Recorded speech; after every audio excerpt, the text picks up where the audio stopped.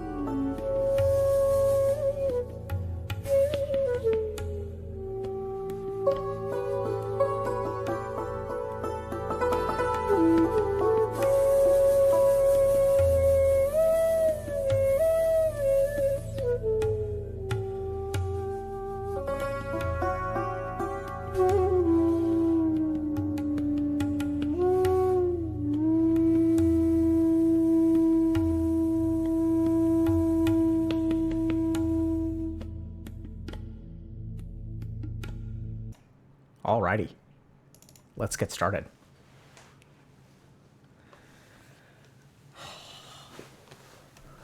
Good question for Tech Teller. How does Tech Teller know all of the Sanskrit that I talk about? Great question. Tech Teller is very versed in Sanskrit. He knows a lot. He's a very knowledgeable dude.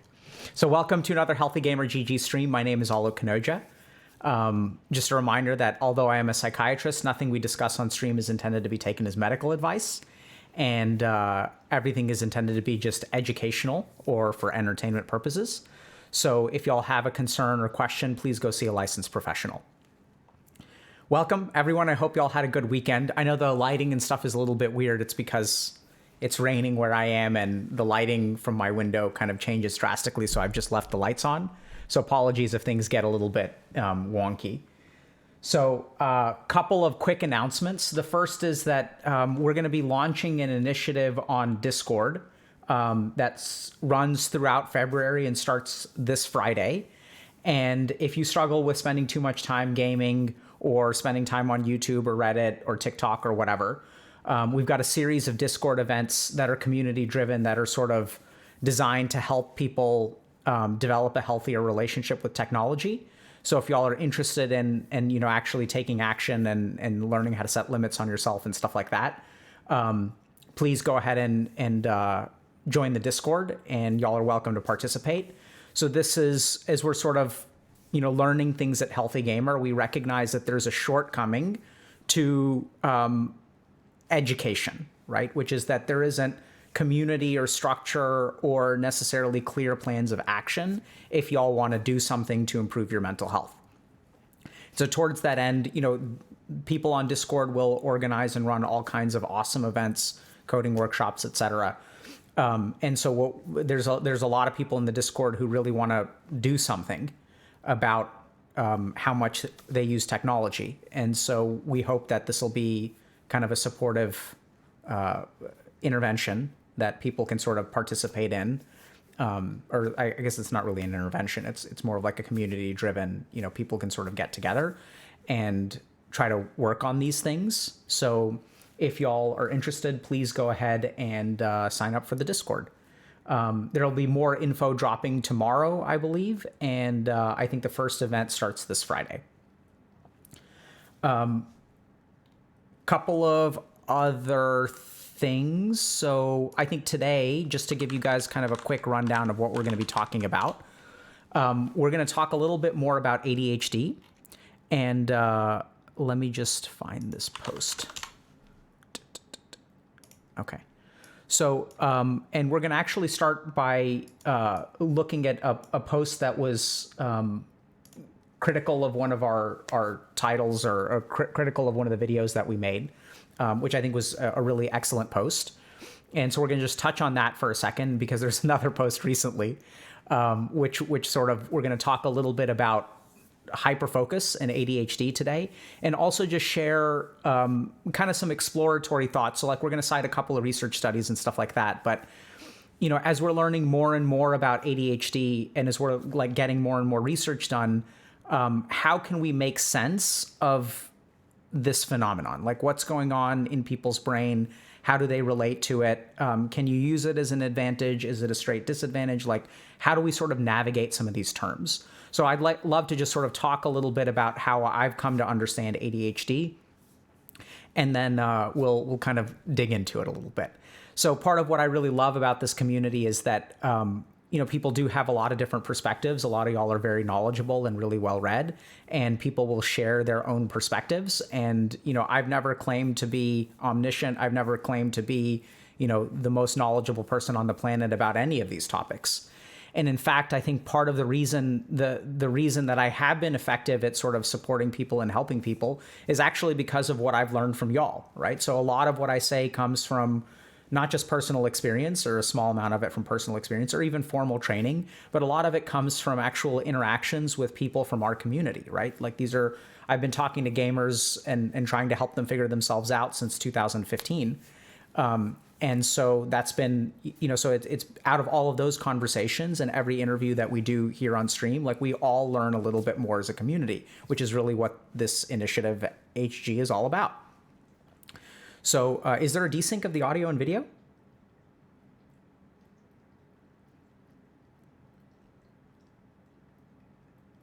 Oh, interesting. You guys can try, if y'all maybe try refreshing. Okay. So, and then if after that, we're probably not going to cover too much today. And I'm feeling a little bit under the weather. One of my kids is sick. And so therefore, I don't know if y'all know this, but if you have kids and they are sick, especially in the wintertime, it's like you're perpetually fighting something off as their parents. There was also a really cool post about people sort of asking a little bit about self-esteem, right? So we talk a lot about self-esteem. We talk some about identity, but how exactly do you build self-esteem and what's going on there? So the second thing that we're going to try to cover today is just sort of like a more holistic perspective on understanding like self-esteem and where it comes from. So let's get started. Sound good, chat? Other questions? Otherwise, how's everybody else doing today?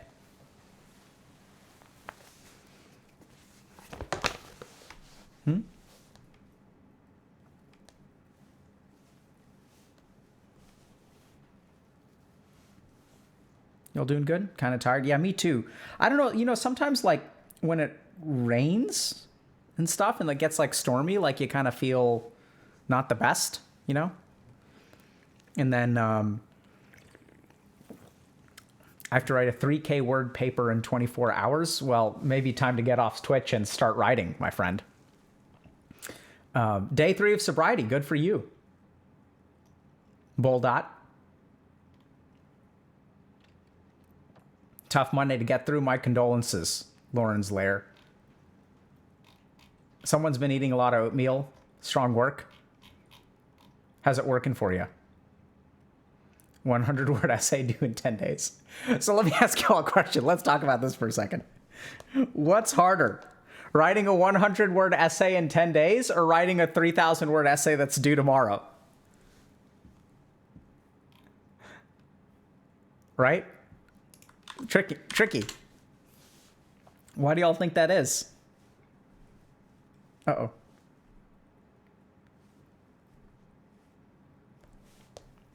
There we go.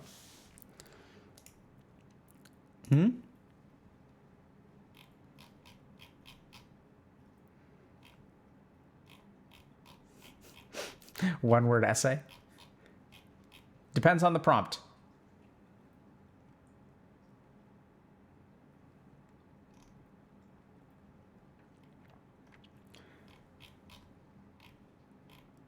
Right?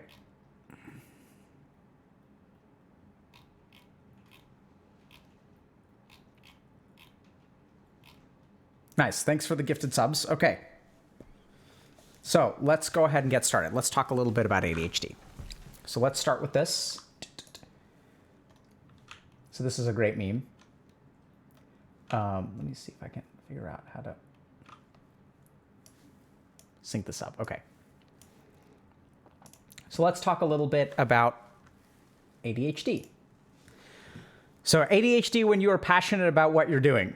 I've been working on this project for 10 hours straight. I've accomplished in one day what would take a normal person an entire week. Nothing can stop me. I'm a god. And ADHD, when you aren't passionate about what you're doing. Washing dish is very hard, right? So this is like a pretty funny meme. I think that part of the reason that these memes get made and the reason that they propagate, right, and get a bunch of upvotes is because people can really identify with this experience. Like that, so a lot of people with ADHD will be aware that their attention can sometimes get hyper-focused on a particular thing. And if that thing happens to be something good for them, they like can really do an awesome job. Like if they can get super caught up in particular things, learn a lot about stuff, you know, like get super into crypto, for example, and then like read crypto stuff for like 10 hours and like learn a ton about crypto. And then the challenge though is that it's not really your choice what you choose to hyper-focus on. And so it feels a little bit like a roll of the dice where like if it's a good thing to get hyper-focused on, that's awesome, right? And then we're over here on the left. And if it's not a good thing to focus on, then you kind of wind up on the right. So we're going to talk a little bit about this phenomenon, but before we do, I want to share actually a post, which we're not going to go over the whole thing because it's relatively long, but I think that it's actually like a really good post. So someone in our community a few days ago mentioned that they had serious concerns about your ADHD is actually an advantage video. And so, they go on to sort of talk a lot about myths, some of which I kind of talk about. They also cite, Dr. Russell Barkley, who's an expert on ADHD. And so they're sort of sharing some of the concerns about the ways that we represent ADHD or we talk about ADHD. For what it's worth, I kind of responded to the post and stuff like that. And some of the things that I sort of said about some of the other videos. And I sort of said, I completely understand your criticism. For what it's worth, we're going to be like revisiting, or we've already started the process of revisiting how we title our videos. So that feedback has been really, really useful because I think this person had a super, super valid point. And so hopefully as a result of this feedback, we'll improve and therefore we'll be able to help more people. So we're always open to feedback for people who are sort of telling us, hey, we think you should be doing this better. And we have concerns about this and this. And as long as it sort of supports the mission of what we're trying to accomplish at HG, we're more than happy to receive it. In fact, we depend on it, right? That's how we've gotten to where we are today, is based on the feedback of the people that support the work that we do. So, then part of what this kind of comes down to is there's this idea that, if we kind of go back to this meme, that like if you have ADHD and you're passionate about something, and if you get kind of like into something, that you can spend 10 hours straight doing it. So this is where it's really important to remember that ADHD is a diagnosis of disordered attention. Right? So disordered attention, what most people think of with ADHD is that you can't focus on a particular thing and that your mind is very distractible and wanders. But when we talk about disordered attention, and this is really common, I remember talking especially to parents who have adolescent kids who, when I mentioned ADHD as a potential diagnosis, the parents would be super surprised. And they're like, well, our kid can like sit down and read comic books for like 8 hours straight. So if he's capable of doing that, like, doesn't that mean it's not ADHD?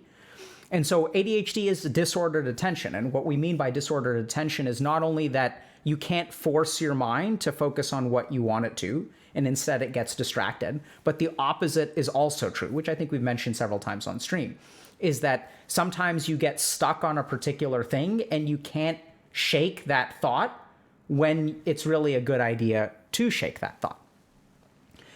And at the same time, we also have, some interesting perspectives on this. So like here's an example of, so the person thankfully, mentioned Russell Barkley, and I was somewhat familiar with his work, but as a consequence of the poster's feedback, so I looked at a lot more of his work. And I kind of, I want to share with y'all a quote from Russell Barkley, or I think, can we watch YouTube or does it get banned? We can watch YouTube, right? So here's Russell There's Barkley also talking. another popular phrase in some of the adult ADHD trade books. Adults with ADHD are good at hyperfocusing. This too is mythology. Hyperfocusing is actually perseveration. You are unable to interrupt what you're doing when you should have shifted to doing something else. It is like the child who continues to play the video game long after they should have been getting dressed for school and out to the bus. You want to call that hyperfocusing? That's fine, but that is a classic sign of a frontal lobe injury, and it is perseverative responding. You should have stopped what you're doing, and you didn't. There were other, more important goals to have been accomplished, and you ignored them. This is no gift. It is, in fact, a symptom of this disorder. Hyperfocusing goes with autism.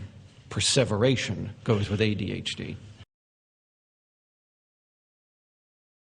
There's a little bit of a context there, which is I think he's answering a question about the difference between perseveration and hyperfocusing.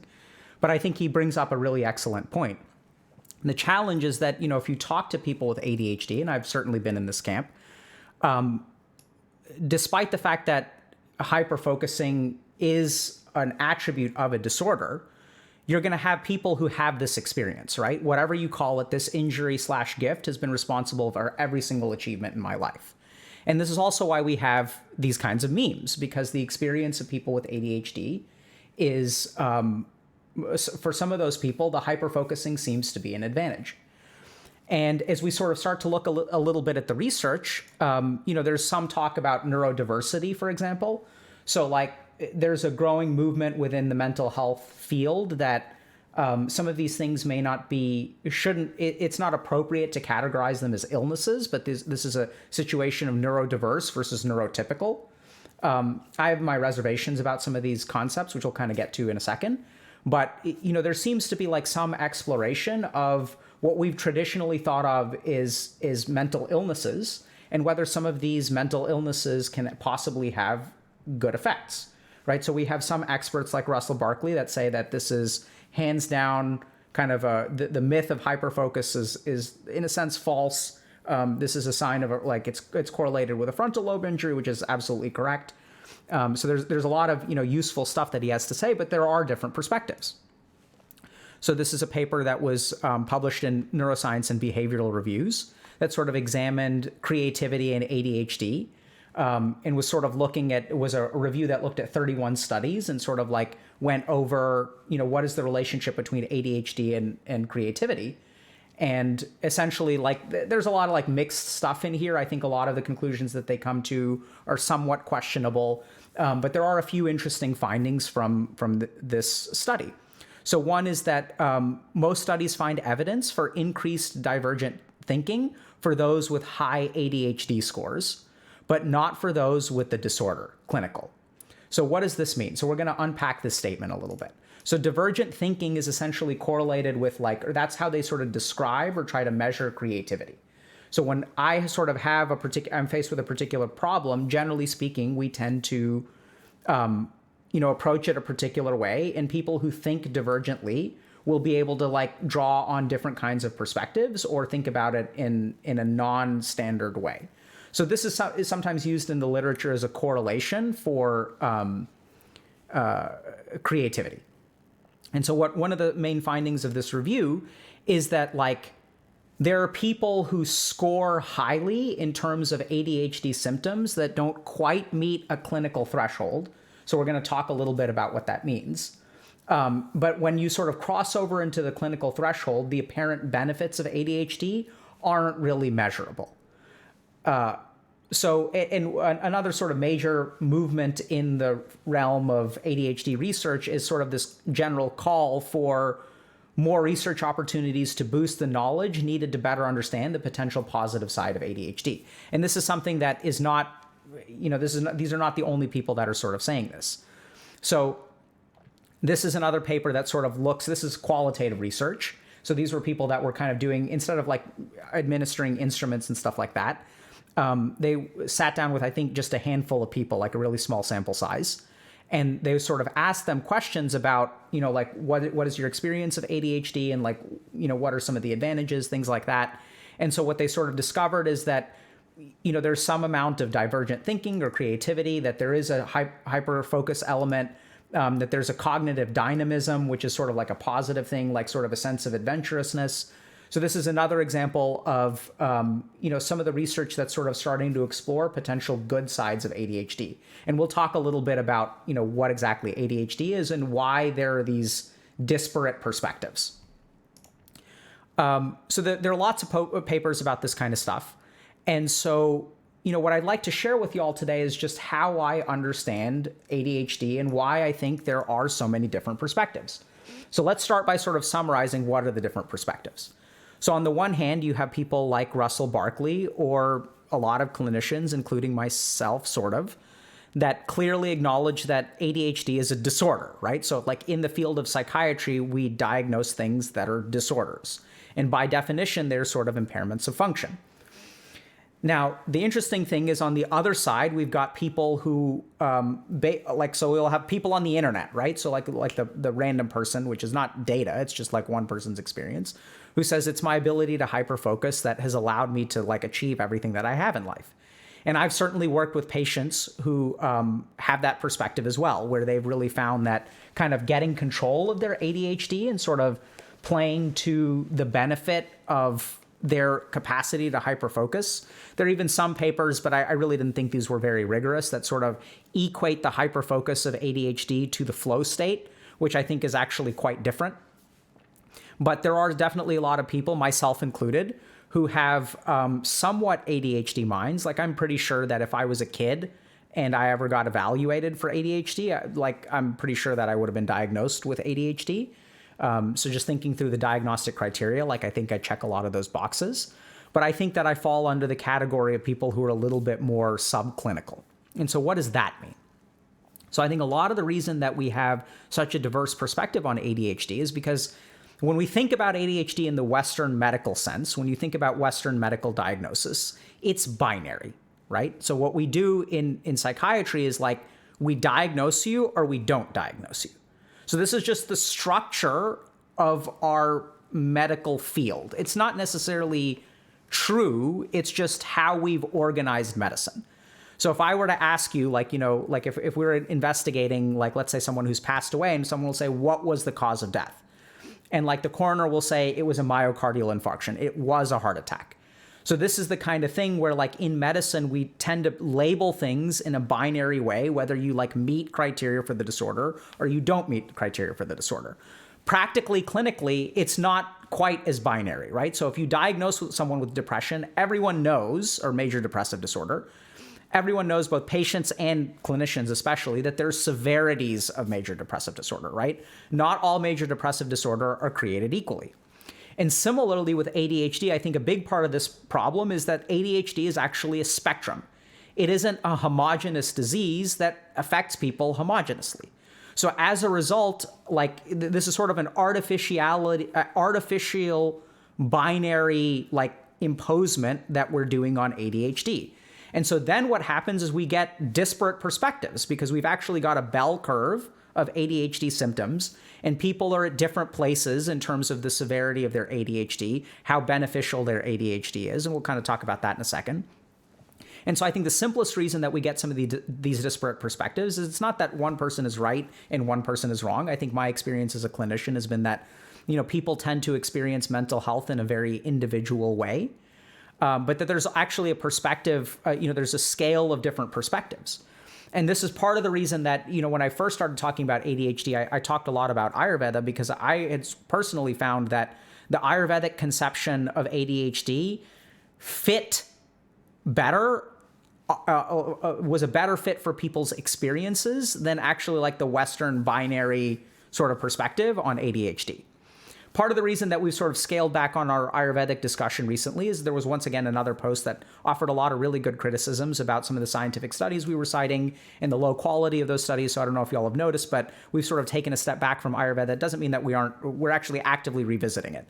So we're sort of looking through the research and really trying to read tons and tons of articles to really figure out, okay, what is it? What can we say that's like sort of scientifically valid? And like, what is like more of our interpretation, which, by the way, I'm totally fine doing, right? So I'm totally fine on stream. And I hope, I make this pretty clear that sometimes what I'm saying is very supported by science. Sometimes what I'm saying is more supported by clinical experience. And sometimes what I'm saying is not based on medicine or science at all, but is more personal or spiritual in nature.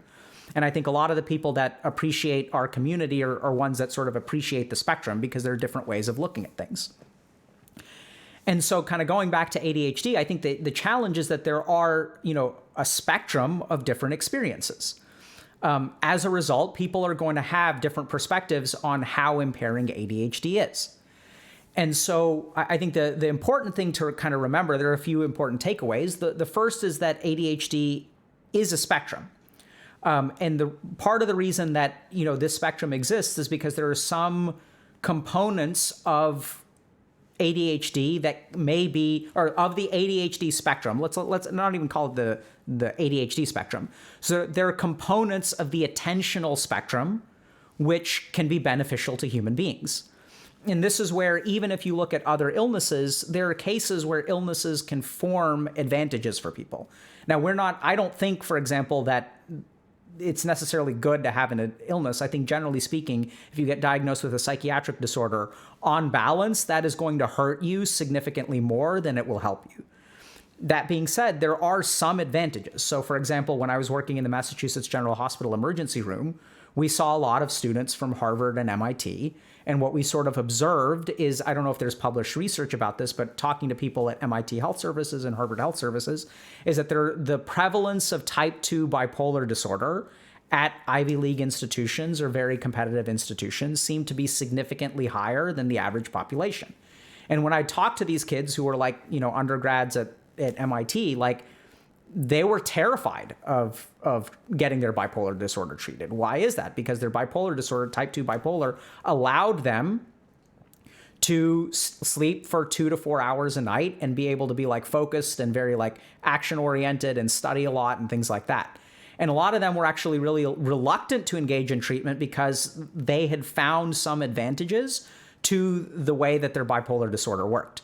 Now, once again, on balance, it was my kind of experience. And generally speaking, I would strongly recommend treatment to these people because even though there may be particular situations in which a particular mental illness offers an advantage, on the whole, it's like it hurts more than helps. So like, sure, you're sleeping 2 to 4 hours a night for the 2 weeks before finals because you're hypomanic and it helps you do well on your finals. But then for the next 3 months, 6 months, you crash, you go into a deep depression, and your grades the next semester are absolute trash because you're depressed.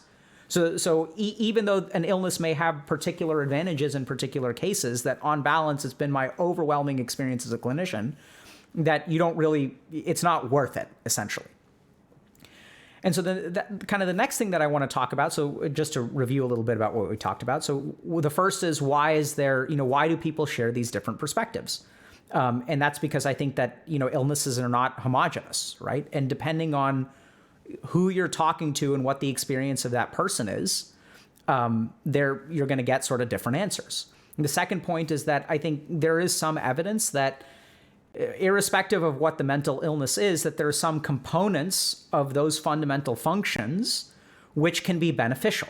So even if we look at something like depression in the default mode network. So one of the hypotheses that I kind of subscribe to is that major depressive disorder involves hyperactivation of this part of our brain called the default mode network.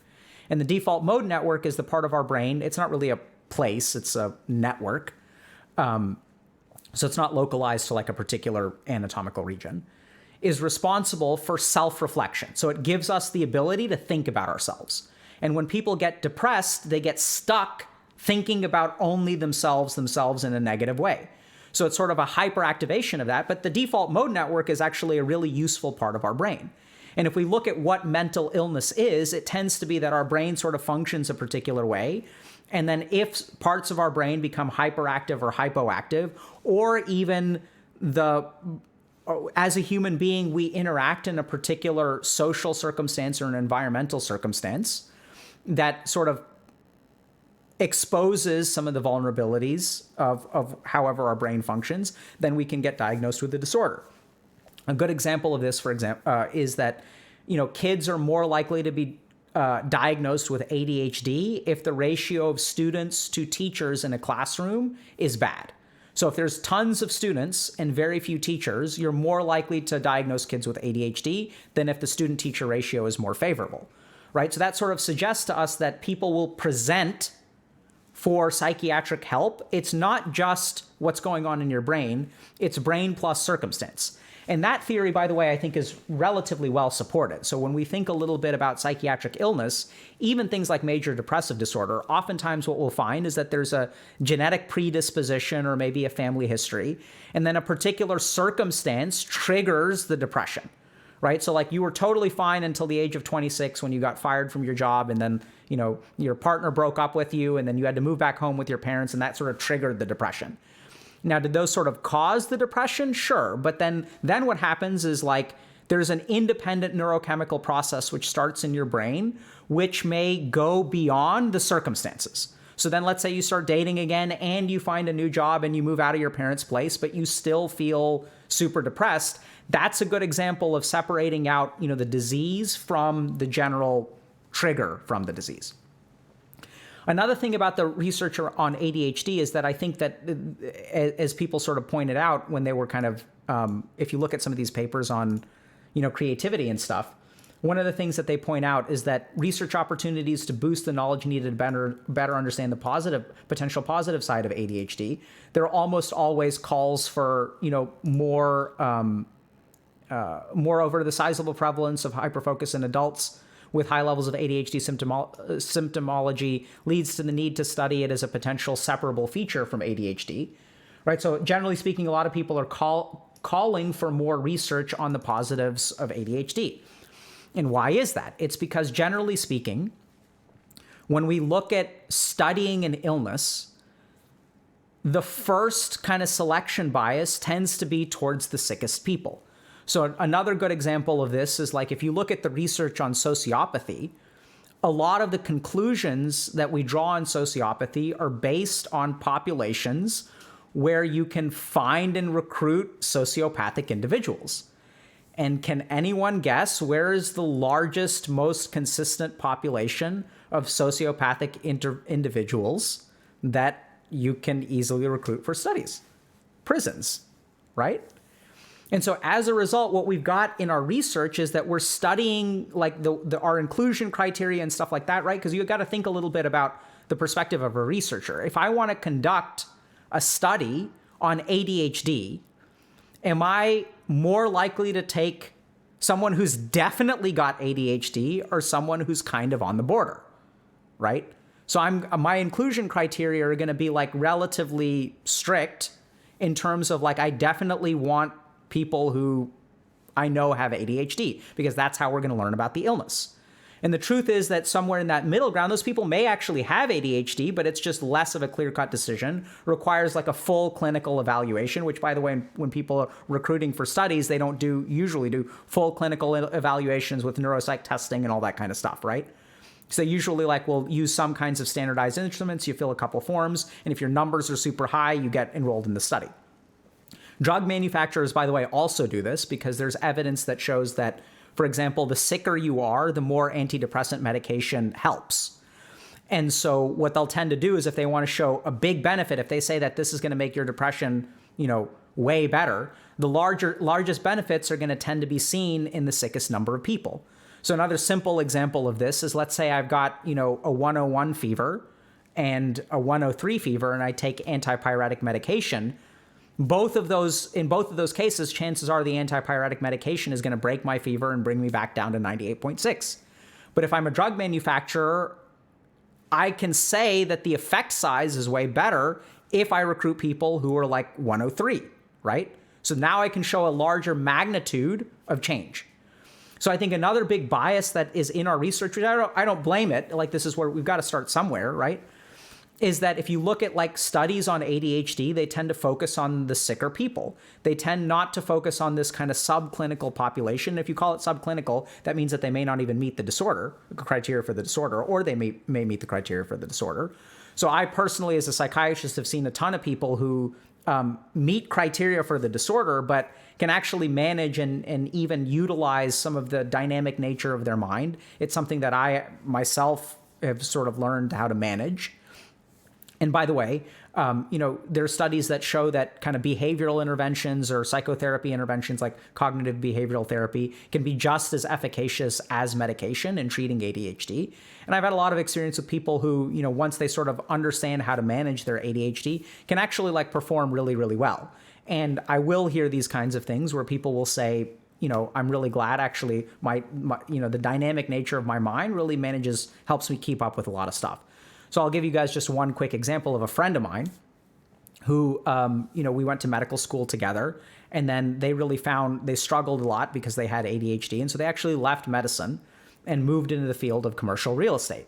And what they really found is that all of the ways in which their difficulties sitting there and reading a book was a handicap in the field of medicine, which it absolutely was. Their brain was not functioning the way that most of their colleagues were. Actually seemed to them subjectively to be an advantage in the field of commercial real estate because they could manage 1,000 different tasks. They were really good at multitasking. Interestingly enough, they could also read contracts that were 50 pages long, so I don't really understand what happened there. But the point here is that, people have diverse experiences. I've also had patients who are the very opposite of that, and that ADHD for them is absolutely a disorder, absolutely an impairment, and absolutely wrecks every dimension of their life. So this is not just like affecting their professional life or academic life, but really impacts their relationships, because when their partner tells them, hey, are you going to go to the grocery store, and they're not paying attention, and they say, yeah, I'm going to go, and they're like, can you please pick up these 3 things? And they said, yeah, okay, sure. They think they're paying attention, but they're not paying attention. And then like 6 hours later, when it's dinner time, and then the partner asks them, hey, like, where's that stuff? And they're like, what stuff? And they're like, the stuff that you said you were going to go get. What are you talking about? Right? So this is where it's like, it's okay for ADHD to be sort of a spectrum, and it's okay for people to have different experiences of it. And if you are someone who is concerned that you have ADHD, what should you do about it, right? So like, what do I know what should I believe? Should I believe Russell Barkley, a random person on the internet, this paper that talks about ADHD as a potential source of increased creativity? Like, what should I believe? And this is where I'd say at the end of the day, like, you have to kind of decide for yourself, right? Because it is a spectrum. Not all illnesses are the same within all people. So depression is going to manifest in a discrete and unique way in every single person that's ever lived, because the way that illness manifests is shaped by your personal experiences, your history, your background, your coping mechanisms, your strengths, your support structures. And that's why we have clinicians, at least so far, instead of robots. Why do we have clinicians? It's because it takes a human being to integrate all of this research and sort of apply it to you and sort of figure out, okay, for your individual situation, which are the research studies that are the most applicable? And so what I'd recommend to anyone out there who is, concerned that they may have ADHD is I wouldn't default to believing that this is necessarily going to be an advantage. There's also a lot of like psychological stuff about, like not wanting to believe that you are ill in some way, or coming to terms with the fact that if you do have an illness, like that just sucks and it's a straight negative. And this is where like we want to believe, that the world is an equal place. We as a society, should we strive to make it equal? Absolutely. But, as a medical doctor, like, I don't know if I believe that the world and the universe is an equal place. I mean, I've seen like kids, 8-year-olds diagnosed with cancer, and I don't think that like buying the childhood cancer flaw during character creation necessarily gives you like points elsewhere. Sometimes those kids happen to be poor. Sometimes those kids happen to have an abusive parent. And it's not like I really wish it was. I wish that every human being on the planet had the same pool of points for character creation. But the sad truth is that that's not how it is. And so some people really want to believe that like there's some silver lining to their experience. And there may be, I don't really know. But I think at the end of the day, what you've really got to do is, if you're concerned about it, first of all, go see a licensed clinician, right? I talk a lot about the benefits of our coaching program, but this is not really appropriate for coaching. Go see a licensed clinician, someone who's actually trained in mental health stuff, and try to figure out, okay, like, do I meet the threshold for a clinical diagnosis? Furthermore, even if you do meet the threshold for a clinical diagnosis, that doesn't set your life in stone. Like you may fall into the category of people who, first of all, don't need medication or can manage their symptoms without medication. You may be able to, get control of the hyperfocus in a way that I've seen my patients sometimes do, for lack of a better term. Or you may be part of the group that, can't get control of your hyperfocus, and your hyperfocus is a straight negative. Or, which is much more common, and I'd say the most common, is that at times the hyperfocus works in your favor, and at times the hyperfocus really doesn't work in your favor. Kind of like the example that Russell Barkley was talking about, which is like, yeah, you're playing video games and you really should have gotten up and gotten onto the bus. And so at the end of the day, ADHD is, in my opinion, a much more diverse and poorly understood disease than we sometimes give it credit for. I absolutely believe that there is, a threshold beyond which it is a disorder and on balance negatively impacts your life. But just because it on balance negatively impacts your life doesn't mean that you can't learn to live with it, learn to either reduce the symptoms or even develop or extract some kinds of positives from your illness experience. And the last example about that I'll share with y'all is I've worked with a couple of people who are artists. And sometimes as I talk to them about, their experience of depression, I'll sort of describe them as having what I call the artistic temperament. That I genuinely do believe that a lot of the wonderful creative work that is done by musicians I've worked with, budding authors, I should say, and I really hope they become successful authors one day. But what I really come to appreciate about some of their work is that their personal experiences of mental health allow them to describe, like, emotionally and limbically, like the difficult experience of being a human being.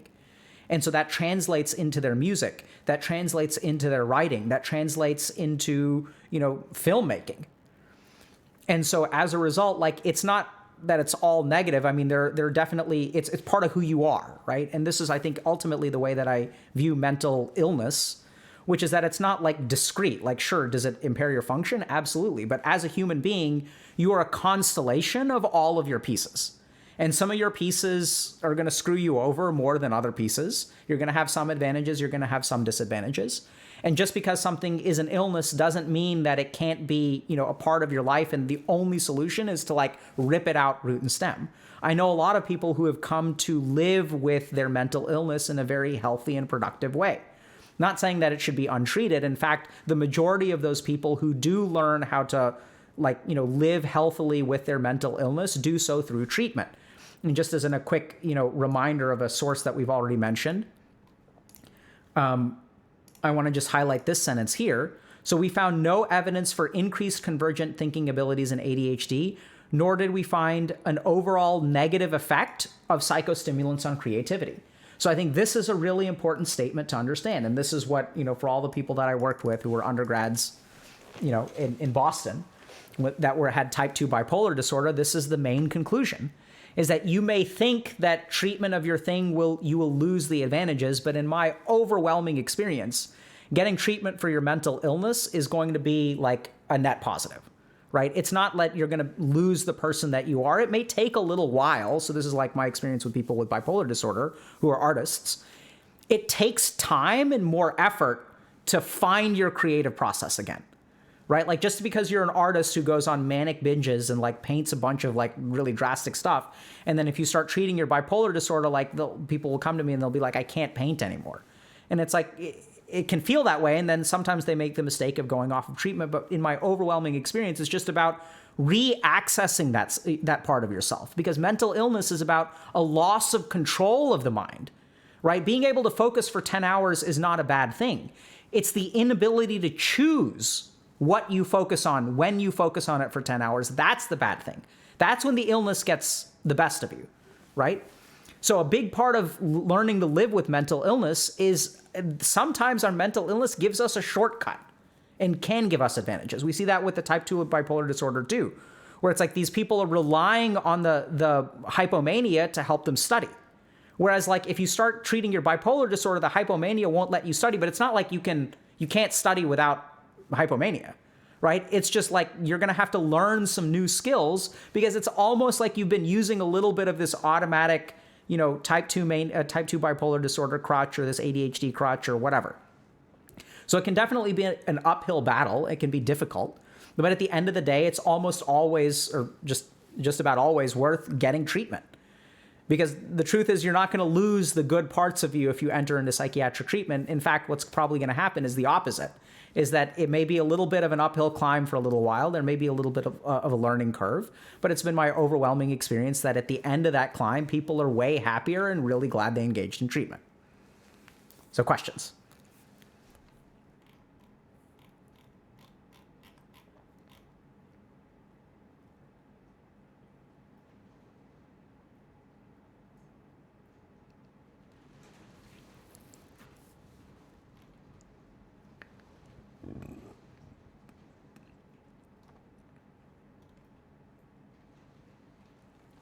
Yeah, so we are getting some questions about Vata, right? So big disclaimer here is, like I mentioned earlier, we're like revisiting our stance on Ayurveda based on some of the very good feedback we've received.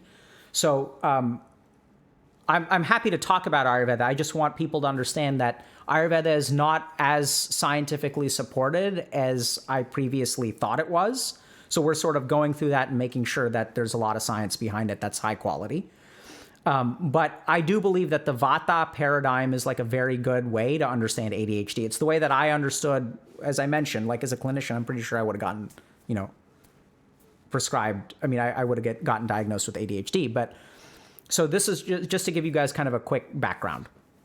So in Ayurveda, they believe that there are three like elemental forces. These are not real things. They're correlations or heuristics. So a heuristic is something that we use to help us understand stuff. So other examples of heuristics is like the term relationship, right? There's no such thing as a relationship. You cannot x-ray a relationship. You cannot take a photo of a relationship. You cannot biopsy a relationship. You cannot measure the mass of a relationship. You cannot measure the length or depth or duration of a relationship. A relationship is a construct. It's absolutely like sort of a real thing, but it's not like a physical thing that can be isolated. It's a heuristic. It's a man-made construct that helps us navigate and sort of encapsulate certain experiences, right? So in that way, so the people in ancient India many thousand years ago were sort of looking at different people, and they sort of realized, okay, like if I look at like people, there's sort of three different kinds of people. And we sort of understand this even in modern day. You can see sort of evidence of this where they're like people who can eat whatever they want to and they'll never gain weight. And there are people that we call big boned, right? Who despite eating very healthy will still be large, will tend to be a little bit overweight. And then we've got the fast metabolism people that can eat whatever they want to and still be skinny. So we know that there are different classes of people, and essentially the Ayurvedic physicians just observed the same thing. And they started exploring more and more and more into these different classes of people. And they came up with three essentially like elemental forces. Vata, which is kind of like the wind element, Pitta, which is the fire element, and Kapha, which is sort of the water element. And what they sort of concluded is that people who have very Vata minds have minds that are a little bit more dynamic or a little bit more distractible. People with high levels of Vata also use their hands a lot when they talk. They speak quickly. They tend to use a lot of uhs and ums in the middle. They tend to, bounce around in terms of topics. And so they sort of made these like general observations, which I think have a lot of surface validity to them, right? So once again, research, we'll get to that once we sort of finish our thorough literature review. And so in the Ayurvedic model, people who have high levels of Vata, or when your Vata gets out of balance, one of the manifestations is ADHD. So I think that there are correlations between high Vata and high ADHD according to the Ayurvedic model. Now, I haven't seen, I'm kind of curious, I guess we'll tack this onto the list of papers we're going to look for, but I'm really curious if there's an iogenomics correlation or paper, someone's done good quality research about the iogenomics of ADHD and having sort of Vata alleles in tons of places. Interesting. I'll add it to my list of things that I look at. But I do think that, Vata balancing seems to help my patients who have ADHD. Vata balancing definitely helps me a lot in terms of like my attention and my focus. So these are things that I'm super careful about in terms of like how Vata am I. Part of the reason that I stream as little as I do is I find that Twitch is very like Vata inducing. There's a ton of Twitch chat and I really love it, but if I'm not careful, I'm not going to be able to focus for like the rest of the day. So I do think that there's a strong correlation between this Ayurvedic concept of high Vata and ADHD. Now this is where, there really isn't, I haven't reviewed the evidence well enough to make a strong claim that Ayurvedic treatment is effective for ADHD. Clinically, I've used Ayurvedic interventions in conjunction with traditional medical therapies, right? Because that's standard of care for practicing medicine. And I've seen good effects of it. But it's also unclear because if you guys understand, when you implement multiple treatments, it's unclear what is responsible for the change, right? So if I'm giving someone stimulant medication and I'm putting them on an Ayurvedic diet, anecdotally, the Ayurvedic diet seems to help, but we actually don't have data to support that conclusion. Because if you really want to understand the impact of Ayurvedic diet, what you have to do is design a study where you take 100 people or 200 people, give 100 of them standard treatment, give 100 of them standard treatment plus Ayurvedic interventions, and see which group does better, right? And if both groups do the same, then what you have to conclude is that actually Ayurvedic interventions don't have any impact on ADHD. Good question.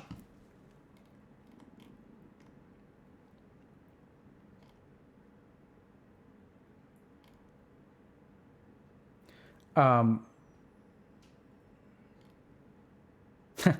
do I balance the chaos from my ADHD with the need for structure with my autism? So autism especially is another example of an illness that is very heterogeneous. And so autism is the one that so if you all are trying to figure out how to reconcile managing your ADHD with your autism, that's definitely something you should see a clinician for, right? Once again, like not really appropriate for coaching. So this is where, like, you know, the more diagnoses you have, the more important it is. I mean, even a single diagnosis, you should go see a clinician. But the more complicated your situation is, the more important it is for you to get personalized advice, right? Because, like, it's going to be really hard. Like, you can so we can teach generally about major depressive disorder, right? We can teach y'all some stuff about the basics of it, you know, review some information about it. But the more kind of like factors that we add into it, the more individualized the attention you need is. And so that's absolutely something that, you know, I would try to find a really good, especially autism clinician. Because I've worked with a few people, like autism is one of the things that, as a psychiatrist, like the gap between, you know, how much you have to know about autism to be an effective clinician is so high. So like some illnesses that you can sort of like treat pretty well without, you know, being a complete expert in it. Like, sure, we get trained for, you know, 10,000 hours over the course of residency, so we learn everything. But autism is definitely one of those things where I noticed a huge difference in terms of the care that I deliver. Not to say that I did not deliver good care, but like, I just like, there were people who were just offering so much more value to their patients because they really, really understood autism. And I just didn't have that experience. Yeah, so someone's asking, can emotional meditation help with ADHD? Absolutely. So this is something that I feel super confident about. So there's studies that show that meditation can help with symptoms of ADHD. There's studies that show that meditation can help with emotional dysregulation. And there are studies that show that ADHD, one of the manifestations of ADHD can be emotional dysregulation. So that's one of the few cases where we've actually got the whole chain like pretty well understood, right? So studies on meditation plus emotional dysregulation, check. Studies on ADHD and emotional dysregulation being correlated, check. And studies on ADHD and meditation showing some symptom improvement is check. Now, I don't know that I've seen a specific, I can't remember off the top of my head whether they were talking about executive function or things like that. I think generally speaking, people see some benefit in all the above, but I'm not 100% sure. I don't know the statistics off the top of my head about what kind of benefit you can expect with meditation for emotional dysregulation and ADHD. But I would be really surprised if you didn't get some benefit from it.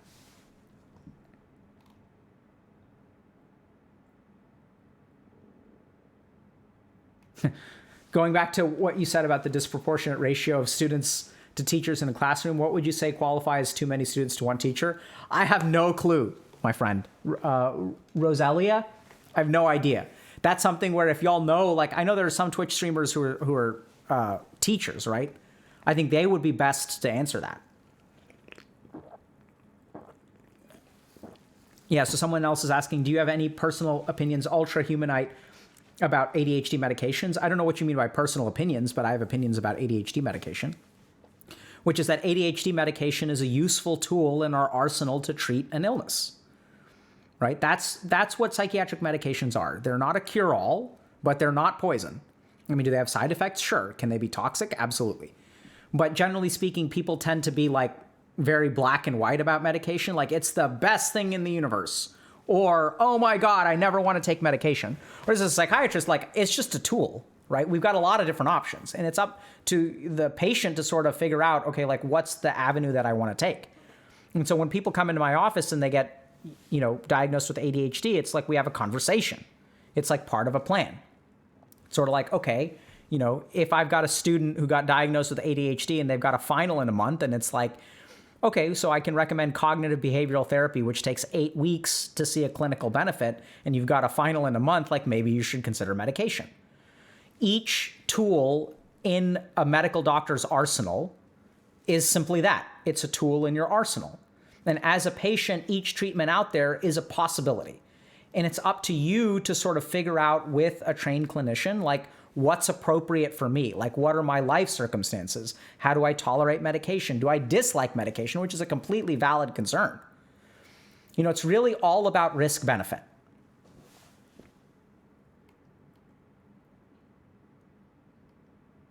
since I start taking meds, I stopped going to sleep at 4 a.m. and went to sleep at 11 p.m. Yeah, so like, I'm happy to hear that. I mean, presumably that's a good thing. But this is also where there can be all kinds of benefits that people don't really realize, right? So if you take an antidepressant medication, people don't really think about antidepressant medication as sleep medications because they're not really. I mean, sometimes they can be prescribed off-label for insomnia, but, you know, like this is the kind of thing where antidepressant medication, so one of the signs of depression is disturbed sleep, right? It's one of the symptoms of depression. And as you treat the depression, we do see improvements in sleep.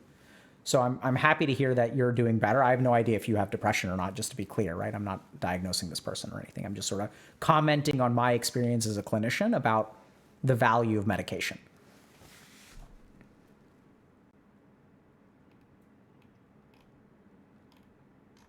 Yeah, so someone else is saying, my ADHD was a misdiagnosis. I should have been diagnosed with ASD back when I was 6 years old.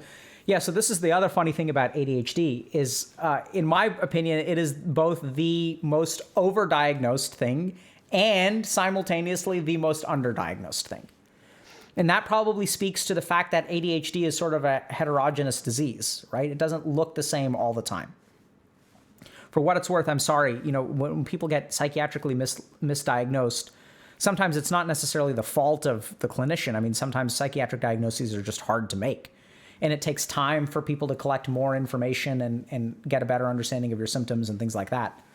But I hope that your misdiagnosis hasn't caused you too much trouble.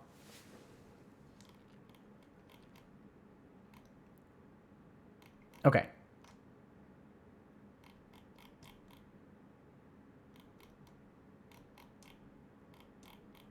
Good on ADHD? I see so there's some good audience interaction. Nice. So Ultra Humanite saying I'm a musician with ADHD, and while I'm on medication, my playing is cleaner and more creative. Just my personal experience. That's an experience that I've seen a lot. Thank you for sharing your perspective.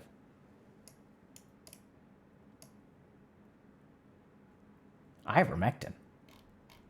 Why on earth are people mentioning ivermectin? What does that have to do with anything?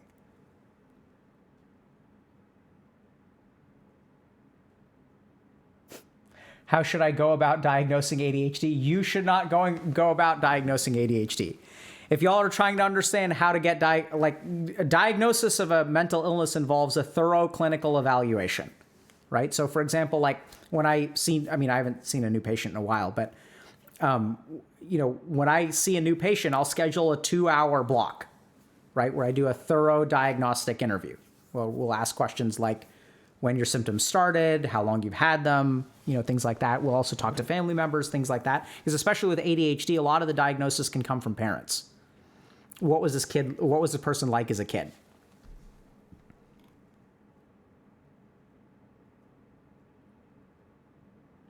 Yeah, so Sean K is asking, I find while on Adderall, I'm losing my appetite to eating almost nothing all day. Any suggestions? Yeah, absolutely. You should definitely let your doctor know about that.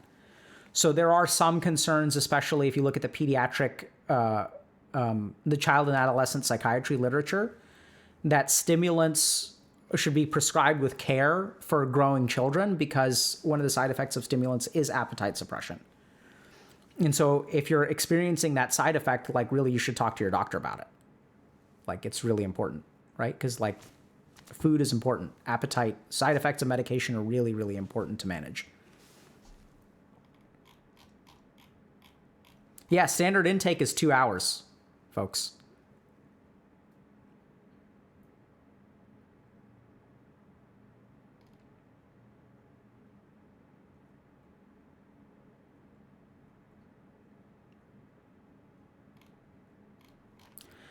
Is controlled ADHD harder to diagnose? Well, so that's what I'm saying. Like, so the diagnostic process, just so you all understand, is not a cross-sectional process. So if someone comes in and has no symptoms of ADHD right now, you could theoretically still make a diagnosis. I don't think that happens clinically, but because so especially with the diagnosis of ADHD, like I mentioned, a lot of it is historical, right? So the actual process of diagnosing someone with a mental illness especially involves a lot of historical information collection, including collateral information and talking to parents and things like that. It's kind of asking like, how was this kid, how was this person as a kid? Did they have trouble in school? Did they have trouble paying attention? Things like that. All right, shall we move on? A lot of medical questions today. So just another reminder. So I think that what I'm doing is basically okay. So we're sort of sharing general thoughts about clinical perspectives without, diagnosing anyone, I think. And I think if any of these issues are relevant to y'all, definitely go see a licensed professional. Let's move on. If anything, I hope that the way that we're talking about this stuff makes it clear that, a lot of this stuff like comes down to individual medical advice. Like that's what you really need to do. How to get a diagnosis, whether medication is appropriate or not appropriate, all that kind of stuff. That's why we have clinicians. How to avoid getting misdiagnosed by a psychiatrist. So here's the last question. This is too good to pass up. So philosophically, how do you know that something is a misdiagnosis? Right? So in order to know for sure that you were misdiagnosed, you have to have a gold standard of diagnosis, which it's hard to. I can't think of one. So generally speaking, the way that misdiagnoses happen is that a clinician has a certain amount of information, and hopefully they do a very thorough evaluation and they didn't leave things out, and then they can come to a diagnosis. And usually what I've seen in cases of misdiagnosis is that as we get more information, we can adjust our diagnosis. So, I don't so what I'd say is if you don't want to be misdiagnosed, just be as honest as you can. And just be honest and try to answer the questions to the best of your ability. And that will lead to the likelihood of the most diagnostic accuracy, I would hope.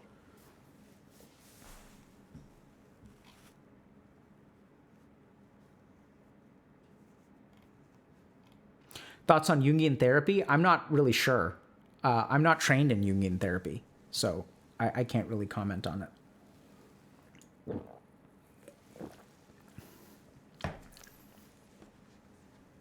Okay, let's move on. How self-esteem is built. Do you guys have any thoughts or input on it? So to change self-esteem is to first understand the factors on which it is built. Self-esteem is based on 3 sequential factors: unconditional human worth, love, and growing. So I don't know exactly, this seems like it's from some kind of self-help book or something. I'm not sure exactly what the source is. So, and then goes on to sort of talk a little bit about Howard's laws of human worth. So unconditional human worth is beautifully described by 5 axioms based on the work of Claudia Howard. All have infinite, internal, eternal, and unconditional worth as persons. All have equal worth as people. Worth is not comparative or competitive. Although you might get better at sports, academics, business, I might be better in social skills, we both have equal worth as human beings. Externals neither add nor diminish worth. Externals include things like money, looks, performance, and achievements. These only increase one's market or social worth. Worth as a person, however, is infinite and unchanging. Worth is stable and never in jeopardy, even if someone rejects you. Worth doesn't have to be earned or proved. It already exists. Just recognize, accept, and appreciate it. So then I think that goes on to sort of share some diagrams and stuff. So this is a really cool post because I think how self-esteem is built is kind of an interesting topic. So generally speaking, we talk a lot about identity. We talk a lot about worth and self-esteem and ego and confidence and all that kind of stuff. But I don't know that we've ever talked quite so much about how to build up positive self-esteem, right? So I don't know that we've ever discreetly addressed that question. There may be some stuff about it in Dr. K's guide. I think that's where we really go in depth about understanding ego and confidence and how to develop confidence and how to get rid of ego. But generally speaking, the approach that we take is about dismantling or disarming or getting control of ego. We don't really talk quite as much about building up self-esteem. So let's try to take a different perspective today and talk a little bit about how to build self-esteem. So in order to understand how to build self-esteem, the first thing that I want to do is talk a little bit about how do we lose self-esteem, okay? So this too is going to be an answer that I'm going to lean a little bit heavily on my yogic training, meditative training, monastic training, as opposed to sort of the science. But I think that there's good correlations. This is really an area where I think science and spirituality sort of really start to overlap. So think about when you're a kid, okay? And when you're a kid, you kind of you do you, right? Like you don't think of yourself as good. You don't think of yourself as bad. You, generally speaking, hopefully are accepted. And so where does the idea of conditional love come from, right? Like where does this idea come from that you don't have good self-worth? And this tends to come from a couple of places. So the first thing that people may say is that it comes from other people, right? So when other people like don't treat you well, or as parents start giving you conditional love, then you start to lose unconditional love and unconditional self-worth. And so that's true, right? So we've touched on, there's some stuff on this in Dr. K's guide. We've talked some on stream about attachment theory, which in essence posits that emotional mirroring is responsible for a large part of like security in a person. So when I feel bad and the emotional support structure around me feels bad with me. So if I trip and fall and like my mom runs over and she's like, oh my God, my poor baby, are you okay? And you'll sort of notice this, that across cultures, generally speaking, adults will have exaggerated responses towards kids. And why is that? It's because it's part of the emotional mirroring process, right? So if we're emotionally mirrored well, and that usually correlates with being loved unconditionally by our parents, then we feel secure in ourselves and we start to like develop strong self-esteem. So what's the flip side of the coin? So at some point, people will start to have expectations of us, right? And I think what I tend to see a lot in our community especially is that people will have expectations of you. So they'll say like, my mom may pick me up when I fall down, and that's wonderful, but her love for me may be somewhat conditional as well. So, and this can be somewhat healthy too, which is like, I'm going to be treated differently depending on what grades I get. I'm going to be treated differently depending on how I behave and how I, act and stuff like that. Socially, academically, professionally, how good I am at sports. And so as our brains start to understand the structure of our society, what our brains do is start to like form hierarchies of worth. And this is sort of like common, right? So if you like think a little bit about, let's say I'm dating someone and then, my family asks me like, what do they do for a living? And what's going on in that moment is that they're bucketing this person, right? And depending on my answer, they are going to, be elevated in terms of social standing or devalued in terms of social standing. And so what happens is like, as our brain develops, we start to see that there's like conditioning going on, there are expectations, and we start to be judged based on those expectations. But that in and of itself, I don't think is where we lose self-esteem, because self-esteem is about the esteem that we have for ourselves, right? It's not about the way that we're judged by other people. And in fact, if y'all watch the confidence versus ego lecture in Dr. K's Guide to Mental Health, you'll recognize that the big difference between confidence and ego is whether the judgments of the outside determine my value or the internal judgments determine my value, right? That's the big difference. So where does a loss of self-esteem come from? Why isn't that when I grow up with unconditional love and I think I'm an awesome kid, why do I start to think I'm not an awesome kid? Is it because I'm starting to rely on the judgments of other people? That's one way of looking at it. But I'd say there's a key step here that we haven't really talked about. And that is the internalization of external expectations.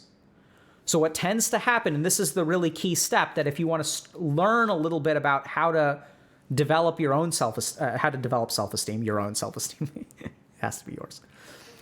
But at some point, what we tend to do is internalize the expectations of others, right? So like, it's not just that my parents judge me for doing well in school or poorly in school. Like even now as an adult, I can get judged all the time. People can be critical of what I say and do, etc., right? And that doesn't necessarily have to impact my self-esteem. It's just a criticism, and the criticism can just be handled in an appropriate way, which is I can adjust my behavior without it having a hit to my self-esteem. So when does it hit my self-esteem is when I internalize that criticism, when I internalize that expectation. When I translate from my parents who say that you have to get a 4.0 to be a good kid, to be a smart kid, when I internalize that expectation and I say smart kids are kids that have 4.0s, good kids are kids that have 4.0s. And once I adopt that expectation internally, once I attach my value as a person to an external outcome, that's when self-esteem gets shot, right? And so this is where, but like, don't parents do that to you? And sort of yes, because as a child, it's very difficult for us to like have an internal sense of self that is separate from the rest of the world, right? So as children, our brain is designed to interpret external information for like our own internal roadmap. We're learning about things like who I should smile at and who I should not smile at. We're learning about things like gravity. We're understanding language, social nuance. We're understanding all this kind of stuff, right? What kind of clothes do I wear? Do pants go on heads or do they go on legs? There's all kinds of stuff that we are internalizing as children, which is why if we turn back to attachment theory, like kids who have early adverse life experiences tend to have messed up attachment. And the earlier in life that you tend to have difficult attachment experiences, the more difficult it is to sort of develop good attachment.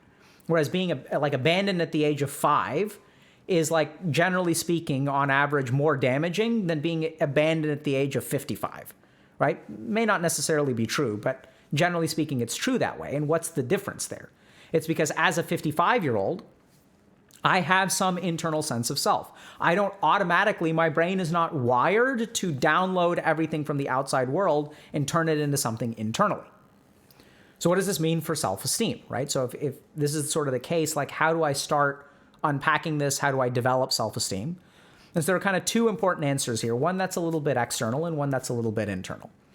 So the sad truth is that one of the fastest ways to develop self-esteem, and kind of probably the easiest way, is from other people, right? So like this is something that we see a lot in group coaching, for example.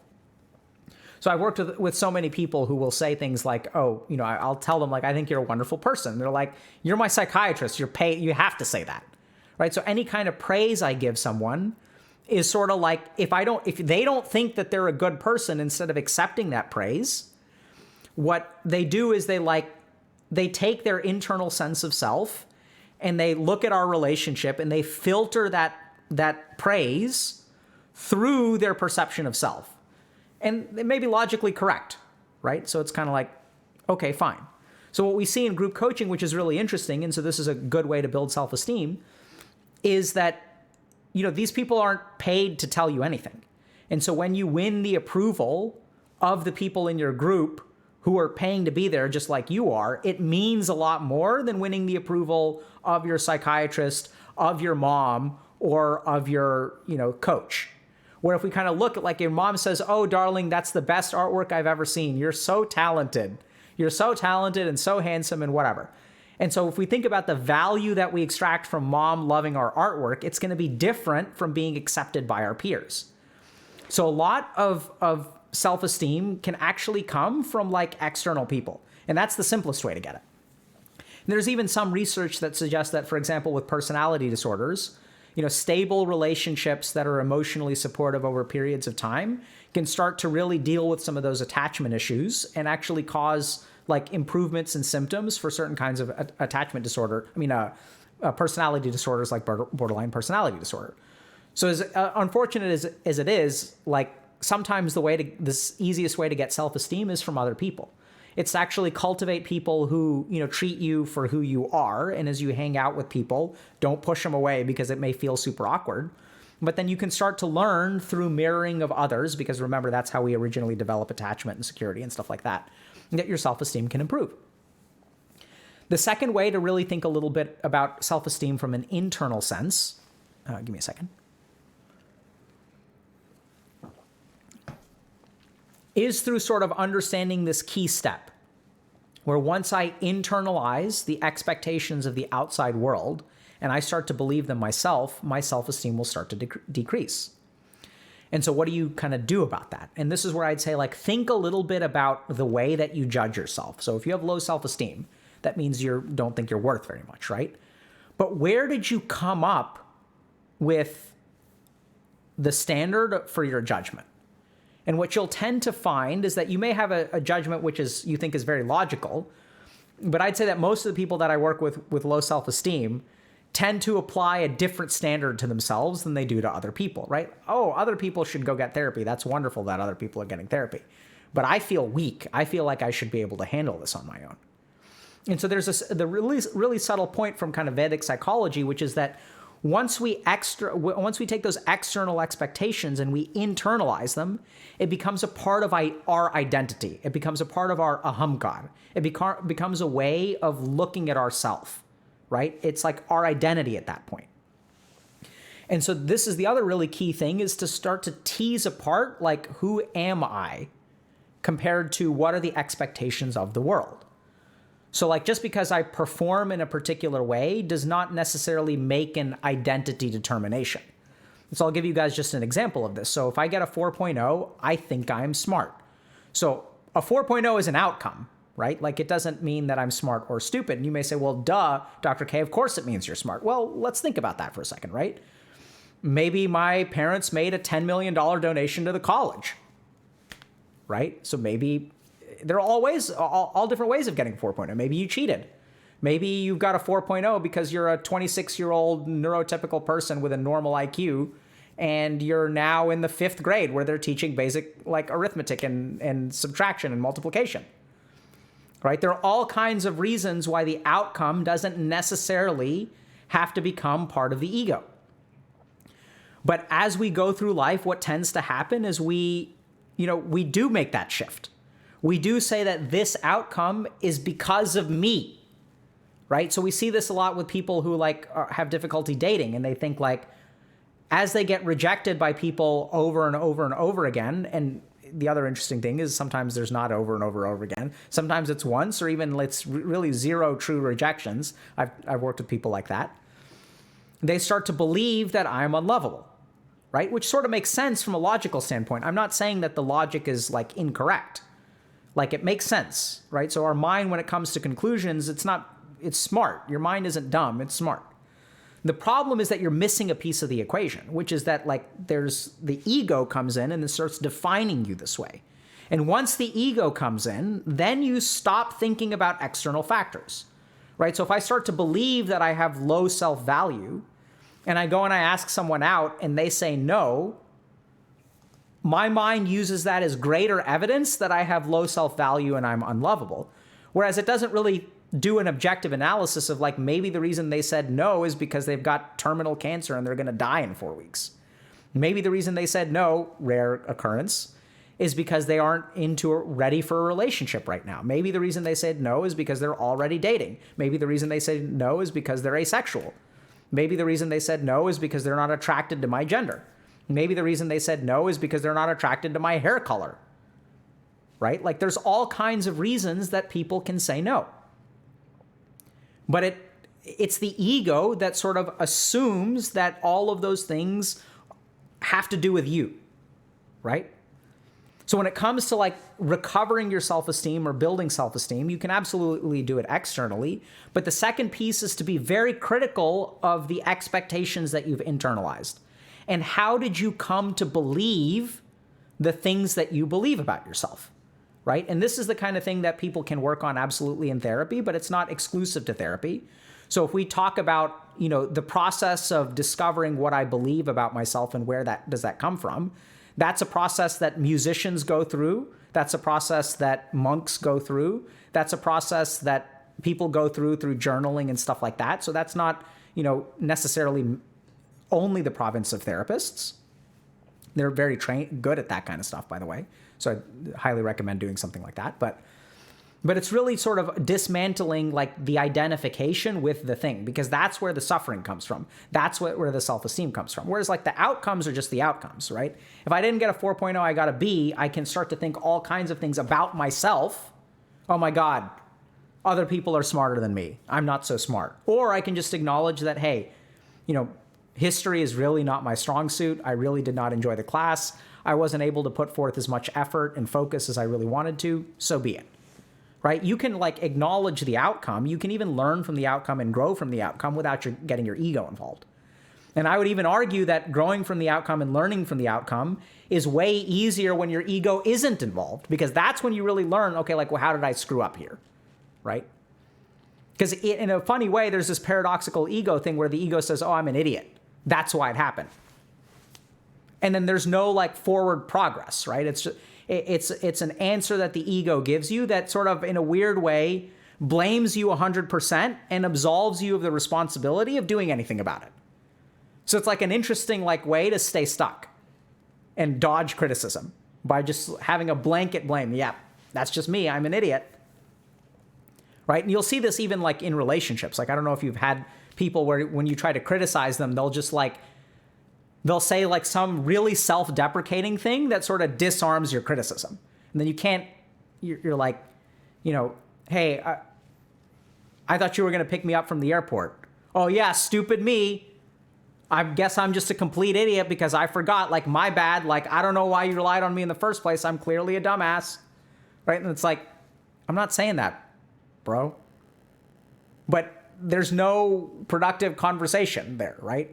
When people sort of double down. Like I see this a lot, especially when with people who have addictions, where they'll just like toss that out there because they feel so bad about themselves and like kind of be like, yeah, I'm an addict. Like, it's not like I can function anyway. Right? And so then like in doing so, they actually don't progress or try to grow. I'm not blaming them for it, right? Because it's a sign of, really, really low self-value and their ego's in control. Like, it's okay. But let's be a little bit critical about what's going on. So just to kind of summarize, we've talked a lot about ego, self-confidence. There's a lot of stuff in Dr. K's guide about that sort of thing. If y'all are interested in a deeper spiritual perspective on that, strongly recommend you check out the Atman Pada, which is the path of self and like how to understand what's the core self. And generally speaking, when we talk about those kinds of things, we'll talk a lot about disarming ego and the nature of identity. We have a lot of meditations on that subject as well. But this question today was a little bit different, which is like, how do you go about building self-esteem? And the truth is that there are two real ways to build it. One is externally, which is a little bit tricky, right? Because it means that it's kind of out of your hands. But this is the thing about life, is that you can't necessarily do everything easily by yourself, right? Sometimes you need help from other people, and that's actually completely okay.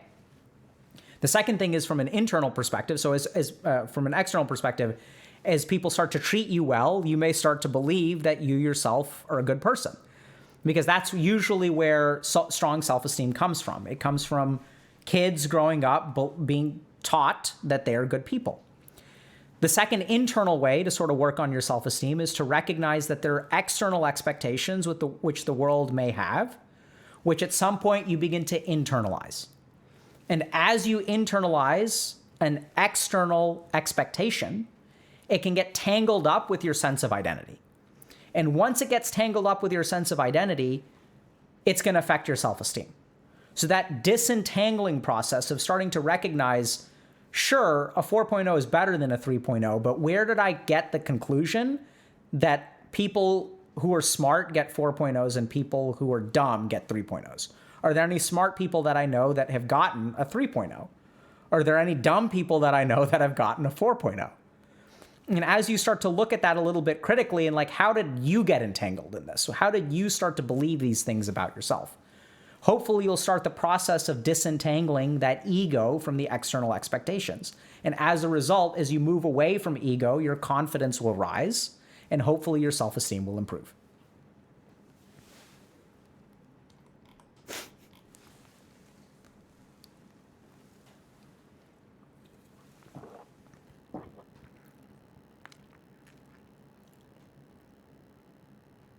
Dr. K is just copium? Really? You guys think so? You don't think this is copium? Just to understand, what does copium mean exactly?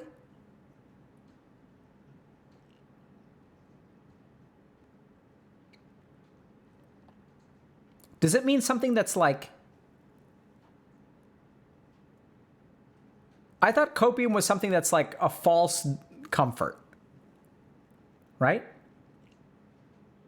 It's a coping mechanism. It's like a false comfort, right?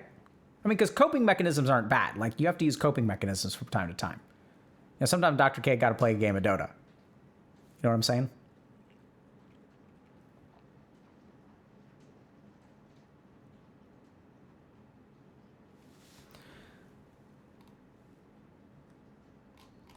So, I mean, you know, if y'all think that what this is coping, like if you think that I'm just trying to offer you false reassurance, which, by the way, I'm not even reassuring y'all, right? Like, are we clear there? I'm not saying that everything's going to be okay. Like, I don't say things like that. Right? Isn't that reassuring? Like, I don't, if I said today that things are going to be okay? Do I say things are going to be okay? It feels like it. I completely agree. It feels like it. No, I'm not insecure. I'm just pointing out that I don't think I'm doing copium. I think I'm supporting y'all. But, you know, like what so here's my problem with a lot of people that have come before me. So anytime you do something in life, okay, we're going to go on a quick rant and then we're going to have to wrap up. Unfortunately, I'm going to not really able to teach meditation today because I'm a little bit under the weather.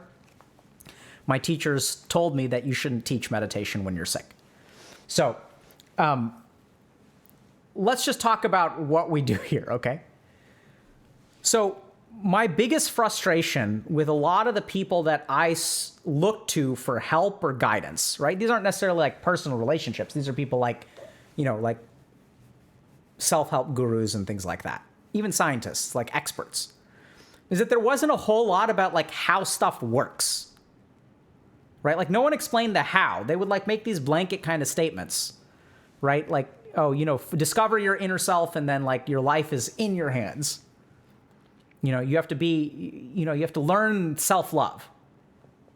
Like, you know, once you lose the capacity to love yourself, like you can't love anyone else. People say stuff like that, right? Maybe I say stuff like that too. I'm not saying I don't say stuff like that, but the thing that frustrated me about that is no one's giving you the how, right? No one gives you the how. Like no one's like, hey, here's like the pieces. Like this is like one piece, here's one piece, here's the one piece. It's not a framework or a methodology. And so what I try to do is give people frameworks and methodologies. Like that's what I try to do, right? It's not, and like, I think the reason that sometimes feels hopeful is because it's been my experience that, you know, like you got to understand a problem before you can fix it. We all want to fix it. We're all motivated to fix it. It's just like no one teaches us what is the relationship between like ego and confidence. Like we don't learn things like that. What is like the nature of self-esteem and where does it come from? And I'm not saying that I have the omniscient answers to that, right? This is just one perspective. You know, like what is ADHD? Like why does this person say this thing about ADHD and this person says this thing about it? Which thing is true? So the truth is that like, you know, life is kind of complicated and it's sort of personalized. And like, this is the problem with medicine. The reason we have clinicians is because, you know, no study is going to be able to perfectly predict what effect a treatment will have on you, right? Medical studies are about populations. So there's this attribute of a study called generalizability or external validity, which is like for the thing that we studied, how likely is it to happen in the real world? Because there are some studies that are so artificially constructed that their generalizability is really low. It's like this is such a weird artificial thing that even if you look at this result, which looks really good, no one in the real world will like mimic this at all. Right? So, I mean, if y'all think I'm giving y'all copium, okay. It's not my intention. So I don't try to provide reassurance usually. I mean, it's not my default mode. What I really try to do is share my understanding of things and hopefully equip y'all with like information or understanding that then you can apply to your own life. Is that Are we on the same page there?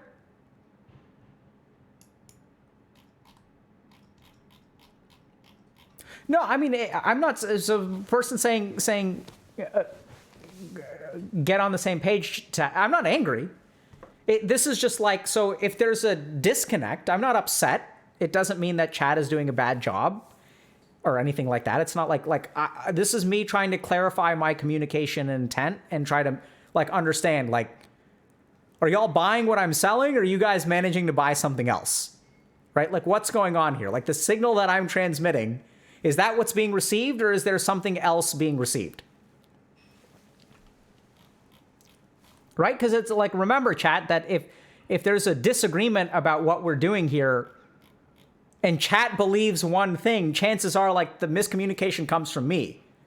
Right? Because if all y'all believe something, there's a decent chance that that's coming from me. So this is just my attempt to understand and make sure we're on the same page. And if we're not, then like we can adjust accordingly. Just memes. Okay. Disagreements are, I mean, they're not good necessarily. They're not good or bad. They just are, right? So like, they just are.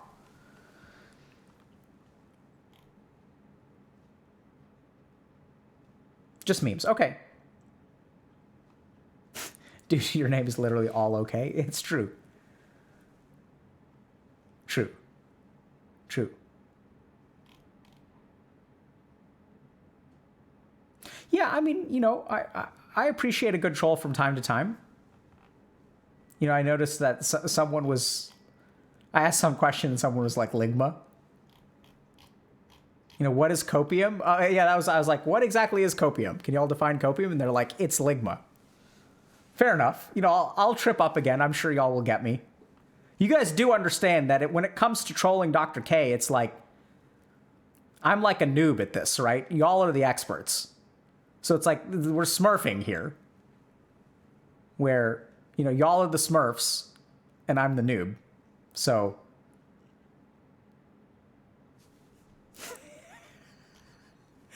Halk 3, have you been to sawcon? I've been to one sawcon.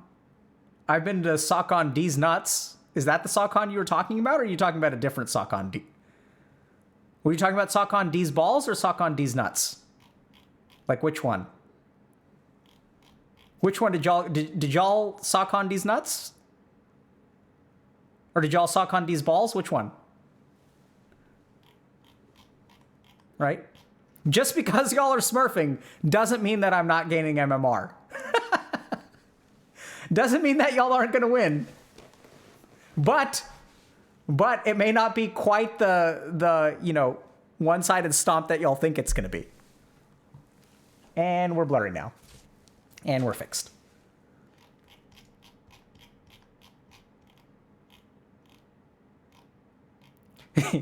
Now, this one I want. Do you like Wendy's?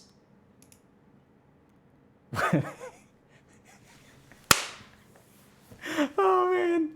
Do you like Wendy's is a good one. Do you like Wendy's Nuts? What? What comes next? When is Bofa coming on the show? Man, dude, this is... okay, so here's the thing. You know, at some point, like, all the things that y'all are saying, like, so here's what I'm doing internally, okay? Here's what I've discovered. When I don't understand something that y'all are saying, I just see if I can literally phonetically add D's Nuts onto the end of it. And this is great. It's like, do you like pudding D's Nuts? Oh, yeah, you can add D's Nuts onto that. Do you know Candace D's Nuts? No, but it's not quite D's Nuts. It's like, do you know can D's Nuts do so? Like, easy. Right?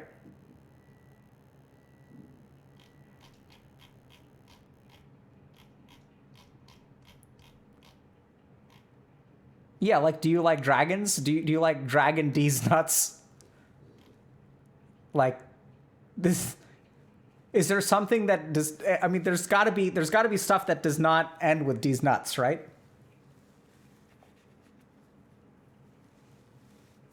This is what enlightenment looks like. Okay, chat. Well, then I guess everyone who's asking the question, is enlightenment real? I guess we've had this pile of enlightened people sitting in Twitch chat all this time, and people just haven't realized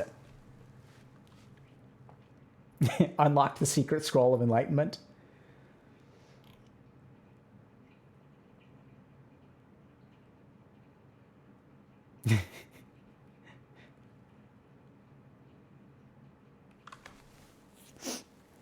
Should you shop? This is really good, man. My God, so creative. Do you shop at Aldi? So good. Oh, man. All right, chat. Who are we rating today? Oh my God, Wood Goblin. That's fantastic. Dude, that's so smart. Okay, we can raid Hafu. Let's raid Hafu. So, hey, chat, so remember, if we're going to raid Hafu, it's Hafu, right? Yeah. If we're going to raid Hafu, we got to mentally, like, reset before we show up there, right? None of these nuts business. Fair enough? And I know that sometimes when Dr. K says don't do something, we default to being like, we're going to do the opposite. Because Dr. K said not to do something. But there's a time when that's appropriate, and there's a time when that's, like, not so appropriate. So let's try to, like, send Hafu some TLC and see what she's up to. And we'll see y'all on Wednesday. Take care.